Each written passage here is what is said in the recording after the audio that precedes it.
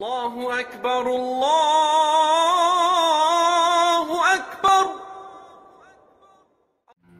Masjid Agung Surakarta merupakan pusat kebudayaan Islam yang ada di kota Solo dan salah satu masjid kuno di Indonesia.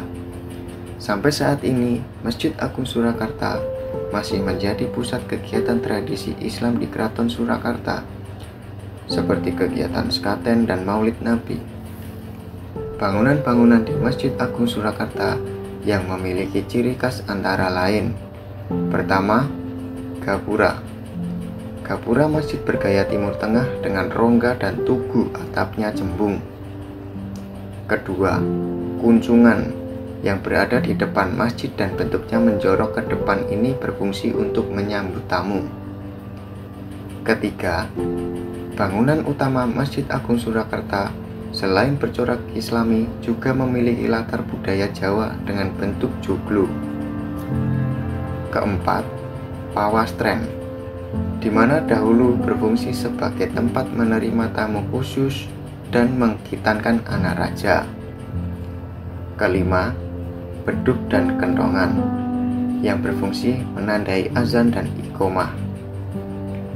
Keenam, jam matahari yang dibangun Sri Susuhunan Pakubuwono, Raja ketiga Kasunanan Surakarta yang memerintah dari tahun 1788 sampai 1820. Ketujuh, prasasti beraksara Arab dan Jawa menggambarkan perjalanan serta berdirinya masjid. Kedelapan adalah mimbar. Menurut sejarah, mimbar yang terbuat dari kayu jati ini peninggalan Sri Susuhunan Pakubuwono ke-10, Raja Kasunanan Surakarta yang memerintah pada tahun 1893 sampai 1939. Kesembilan, ukiran di pintu-pintu masjid yang mengandung filosofi saat seseorang memasuki masjid diampuni dosanya oleh Allah Subhanahu wa Ta'ala.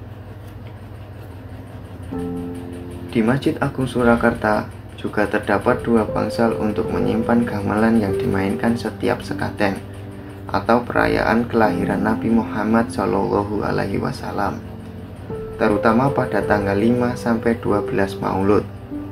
Setiap kali sekaten, masyarakat akan berbondong-bondong ke masjid mendengar gamelan sekaten dimainkan, terutama zaman dulu. Bahkan sekaten merupakan bagian dari kegiatan penyebaran agama lewat lagu budaya di Surakarta. Akan tetapi untuk tahun ini acara sekatenan ditiadakan karena berpotensi menimbulkan kerumunan di tengah pandemi COVID-19. Kemudian masjid dan alun-alun Surakarta juga punya sejarah besar berkenaan dengan tradisi mudik.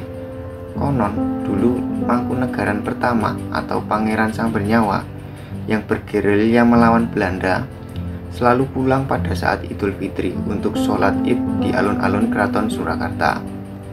Setelah itu dia akan sungkem meminta maaf kepada orang tuanya. Kebiasaan Pangeran Sambernyawa itu kemudian ditiru masyarakat lain yang menggembara, bahkan kemudian menjadi tradisi hingga kini.